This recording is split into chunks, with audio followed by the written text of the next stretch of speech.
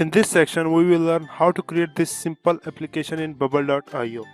This is simple application in which user first have to sign up into their account. For example, I will sign up user test@gmail.com, and he also have to put their password, test, confirm password, test. Okay, and then click on sign up. Once he sign up, all of these data will store in our database here. Okay, if we see here in our database and app data, all user,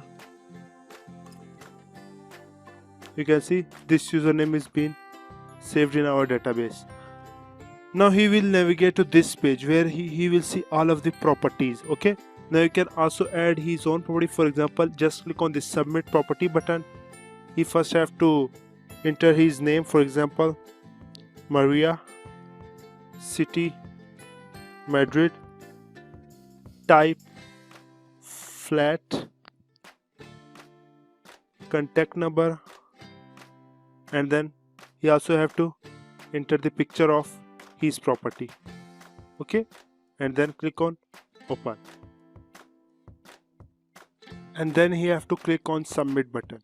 Once he click on submit button, this property will increment it in our repeating group. Okay, and if you just click on see full details, he will navigate to another page. Okay, and he will see the full detail of this property.